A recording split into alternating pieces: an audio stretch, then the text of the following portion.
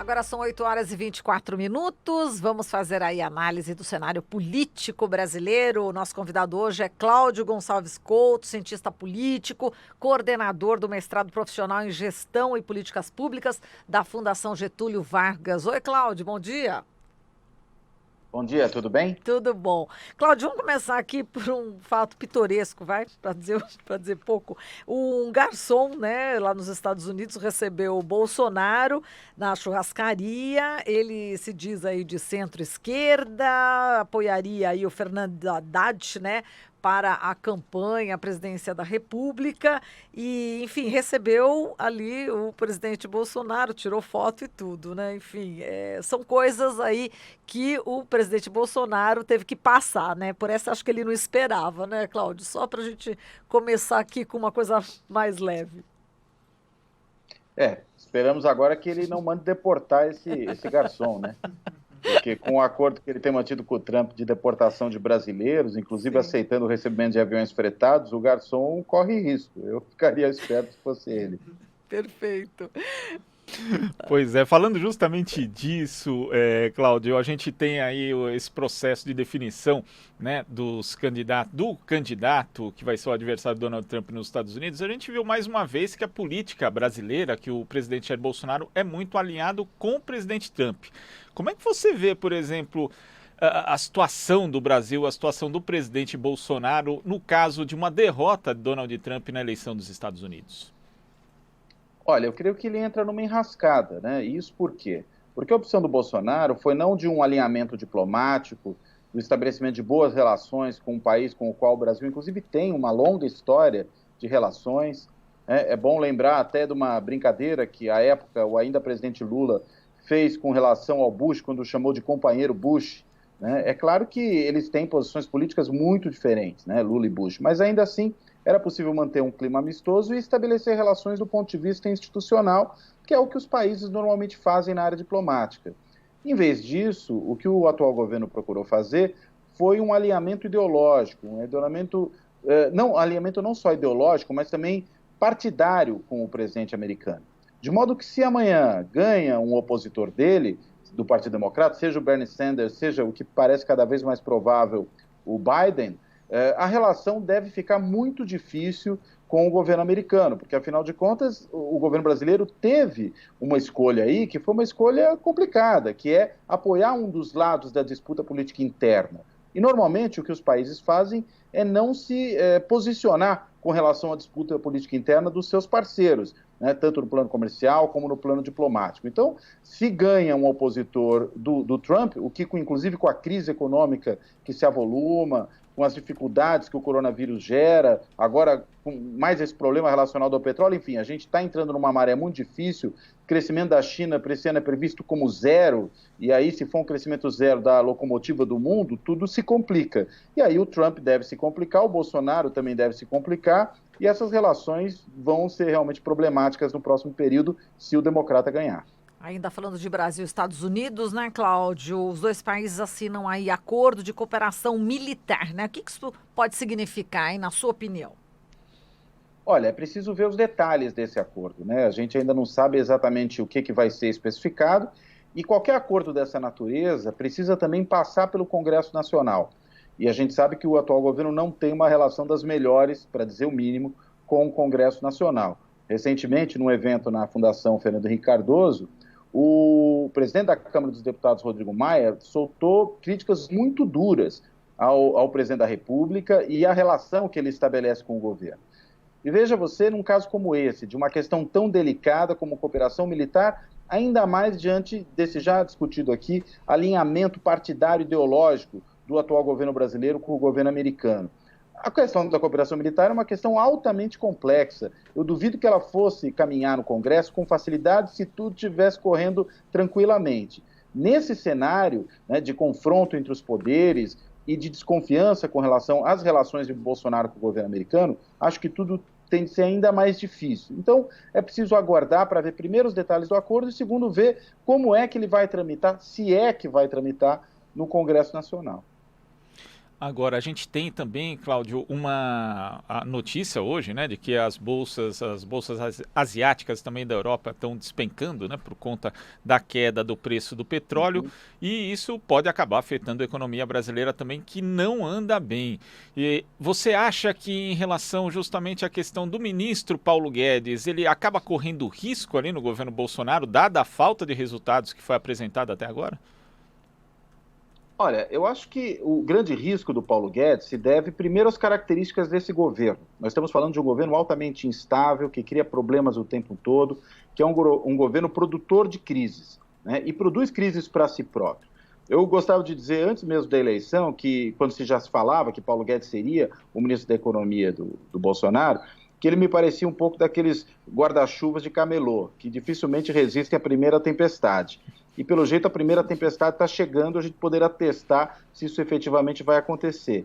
Mesmo antes do avolumar da crise, há poucos dias atrás, nós vimos, né, pelo noticiário, que o presidente estava insatisfeito com a baixa taxa de crescimento, aí os 1%, 1,1%. Bem, agora tudo tende a piorar, porque, afinal de contas, com esse cenário se construindo no plano internacional, relacionado ao petróleo, relacionado ao coronavírus, tudo se torna mais problemático. E aí a tempestade chega para Paulo Guedes. A questão é ver se, apesar de ser um guarda-chuva de camelô, se ele vai resistir, sobretudo sabendo como é que ele é usado pelo seu dono, ou seja, pelo presidente da República, né, que não toma muito cuidado com as suas atitudes e, portanto, não toma muito cuidado com aquilo que pode valer para a economia. E se Paulo Guedes eventualmente sai, né, seja ele seja saindo por conta própria, porque ele também tem ali um temperamento mercurial e a gente nunca sabe muito o que esperar dele, entendo eu que os problemas econômicos e mesmo políticos do governo tendem a se avolumar. Muito bem, na área econômica ainda a gente pode destacar aqui a presença, né, do Jair Bolsonaro na Fiesp, lançando aí o Conselho Superior de Diálogo pelo Brasil, aquele chamado Conselhão, que foi criado inclusive pelo ex-presidente Lula, né? Quer dizer, o presidente da Fiesp, né, o SCAF, está tentando aí realmente ressuscitar esse Conselhão. Né? Como é que você também analisa essa medida, né? Bem, existe aquela velha máxima de que não existe vácuo no poder, né? Sempre que existe algum tipo de vazio, ele vai ser rapidamente ocupado por quem souber como instrumentalizar isso. E eu acho que é o que o SCAF está fazendo. Já que o presidente da República resolveu desmontar, não só o conselhão, né? Ele desmontou quase todo tipo de conselho que podia no âmbito do governo federal. Tudo aquilo que era alguma forma de participação mais efetiva e autônoma da sociedade civil no governo, ele procurou desmontar, fosse envolvendo movimentos sociais, fosse envolvendo empresariado, tanto faz. E o que o SCAF, que é muito esperto, está fazendo é, de alguma maneira, ao se aproximar do governo, chamar para si a responsabilidade por articular o âmbito empresarial em torno dele e em torno, eventualmente, do próprio governo.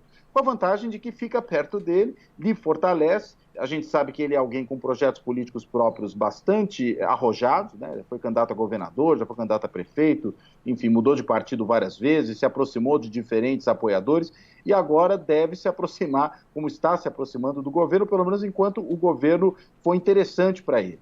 E daí a tentativa de montar esse conselho, me parece, uma forma de produzir para si a condição de um articulador do governo com a classe empresarial, né? Sabemos que esse é um governo com dificuldades de diálogo, ainda que ele tenha apoio junto a segmentos da classe empresarial, pelo menos alguns empresários, inclusive, que se declaram bolsonaristas. Eu chamaria isso de uma bolso-burguesia, né? Mais ou menos como existe a boliburguesia na Venezuela, existe a bolso-burguesia aqui, né? E essa bolso-burguesia não é, entretanto, o conjunto do empresariado. Há outros setores empresariais que têm interesse de manter um diálogo com o governo, como sempre tem, né? E o SCAF, acho que percebe a possibilidade de ocupar esse espaço e está fazendo, visando seus futuros projetos de poder. Agora, Cláudio, o Bolsonaro, antes de ir para os Estados Unidos, ele, mais uma vez, ao invés de negar, como fez em relação ao vídeo, né, que foi circulado ali convocando pessoas para manifestações contra o Congresso e o STF, dessa vez ele chegou e convocou as pessoas para irem nessas manifestações, né? Como que você vê isso? O Bolsonaro dobrando a aposta ao invés de recuar. Você acha que, mais uma vez, ele está brincando com a democracia? Olha, eu creio que sim. Esse é o perfil do presidente, né? É uma presidência por confronto, uma presidência baseada no conflito. E como eu acredito que há aí um projeto autoritário de fato, né, entrar nesse confronto, entrar nesse conflito, faz parte da estratégia. E aí, qual é a ideia? Mobilizar as ruas contra as instituições estabelecidas. Esse é o típico modelo populista de ação, não interessa se a gente está falando de populismo de direita, de esquerda, tanto faz, mas a estratégia populista típica é essa de mobilizar a população, se colocando como o único representante legítimo do povo. O povo vira essa entidade abstrata e que tem um único representante legítimo, que é, nesse caso, o presidente da República, segundo, claro, essa perspectiva, e procura mobilizar essa população contra as instituições, tentando eliminar todos os limites que podem ser postos ao exercício do poder. E daí essa chamada do presidente da República, agora de forma explícita, a essa manifestação contra o Congresso e contra o STF, ainda que ele diga, e a gente sabe que isso, na verdade, é um dizer cínico, que se trata, na verdade, de uma mobilização a favor de reformas e não contra as instituições, basta ver como é que os próprios organizadores da manifestação estão se colocando. Eles se colocam efetivamente como manifestantes que vão para uma mobilização contra as instituições e não apenas em favor de reforma. Se tivesse sido isso desde o começo, talvez o problema não fosse tão grande, mas é o que nós vemos. Entretanto, é interessante observar que hoje surgiu uma nota que a jornalista Vera Magalhães soltou, ela que tem sido, inclusive, objeto de ataques bastante virulentos e misóginos, inclusive, por parte do Bolsonaro e dos seus apoiadores. Ela soltou uma nota mostrando o seguinte, que conselheiros do presidente, os seus ministros, estão pedindo para que ele desconvoque as manifestações do dia 15. E aí me parece que ele fica diante de um dilema em que ele perde de todo jeito, né? Porque com esse cenário de crise que se constrói, a tendência ao enfraquecimento do governo, a crise econômica, né? Me refiro à crise do corona e à crise do petróleo agora. Com essa situação, o povo indo à rua, o povo, claro, bolsonarista, indo à rua se manifestar contra as instituições, isso tende a dinamitar ainda mais uma relação que já é problemática do presidente com o STF e com o Congresso Nacional, né? Agora, se ele pede para as pessoas não irem, qual é a imagem que ele vai passar para esses seus apoiadores que são sedentes de sangue? A imagem que ele vai passar é que ele se acovardou, que ele está refugando diante dos desafios que lhe são postos pelo STF, pelo Congresso. Então, ele não tem boa escolha, né? A imagem que me ocorre aqui é daquele pintor meio estúpido que começa a pintar o chão do quarto, só que pinta da porta para o canto, né? E de repente, quando ele se vê, ele está lá preso no canto e não tem como sair. O Bolsonaro parece que ficou nessa situação. Ele foi criando um tal conjunto de ações que lhe restringiu o espaço que ele não tem muito para onde sair agora. Então, qualquer escolha que ele fizer nesse momento tende a ser ruim, seja porque lhe desgasta ainda mais com poderes no momento em que ele se fragiliza, pelo contexto da economia mundial, e, de outro lado, lhe fragiliza perante as suas próprias bases, que provavelmente ficariam desapontadas se ele pedisse a elas que não se mobilizassem nesse momento. Falando em mobilização, lembrando dia 14, né? Todos querem saber quem mandou matar Marielle Franco. Vai ter uma manifestação dia 14 e no dia 18 a da educação, junto com o funcionalismo público e junto com quem mais quiser vir, não é isso? É muito importante essa reação, né, Cláudio? Eu creio que sim, porque, afinal de contas, se trata, nesse momento, de uma disputa pela própria democracia, né? E a manifestação de setores da sociedade que se demonstrem descontentes com o governo, se demonstrem insatisfeitos e até contrários ao projeto autoritário que está em curso por parte do governo Bolsonaro, qualquer demonstração nesse sentido é bastante positiva.